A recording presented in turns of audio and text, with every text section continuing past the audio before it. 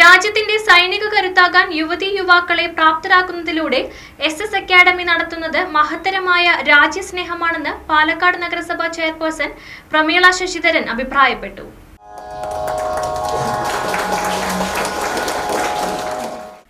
പാലക്കാട്ടെ പ്രമുഖ സൈനിക അർദ്ധസൈനിക പരിശീലന കേന്ദ്രമായ SS അക്കാദമിയുടെ 11ാം വാർഷികം ഉദ്ഘാടനം ചെയ്ത് സംസാരിക്കുകയായിരുന്നു അവർ.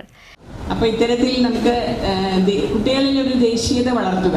അപ്പോൾ ഇവിടെ കിട്ടിയിരിക്കുന്ന കുറേ പെൺകുട്ടികൾ, പണ്ടൊന്നും പെൺകുട്ടികൾ അങ്ങനെ കൂടുതൽ എയർഫോഴ്സിലോ നേവിയിലോ മിലിറ്ററിയിലോ ഒന്നും പോകാൻ താല്പര്യപ്പെടാത്ത ആൾക്കാരായിരുന്നു. പക്ഷെ ഇന്ന് അങ്ങനെയല്ല. ഇന്ന് കുടുംബത്തിലെ എല്ലാവരും ഈ SS അക്കാദമിയിൽ ചേർന്ന് ഇതുപോലെ ഒരുപാട് അക്കാദമികളുണ്ട്. എന്നാലും SS അക്കാദമിയെ കുറിച്ച് പറയുകയാണെങ്കിൽ ഞാൻ കഴിഞ്ഞ 8-9 വർഷമായിട്ട് ഈ ഒരു പരിപാടി പങ്കെടുക്കുമ്പോൾ നിങ്ങളോടുള്ള ആ സ്നേഹം എന്താണെന്ന് നമുക്ക് ഇവിടെ വന്നാൽ തന്നെ അറിയും. എല്ലാവരും എൻ്റെ കുട്ടികളാണ് എന്നുള്ള രീതിയിൽ അവരെ പ്രത്യേക ശ്രദ്ധ കൊടുത്ത്, ഓരോരുത്തർക്കും പ്രത്യേക ശ്രദ്ധ കൊടുത്ത് അവരെ മുൻപന്തിയിൽ എത്തിക്കുക എന്നുള്ളതിൻ്റെ ഭാഗമായിട്ടാണ് ഇവിടെ ഇത്തരത്തിലുള്ള പരിപാടികൾ സംഘടിപ്പിക്കുന്നത്.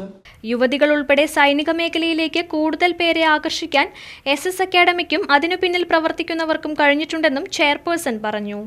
SS അക്കാദമി ഫൗണ്ടർ A. സുരേന്ദ്രൻ ആമുഖ പ്രഭാഷണം നടത്തി.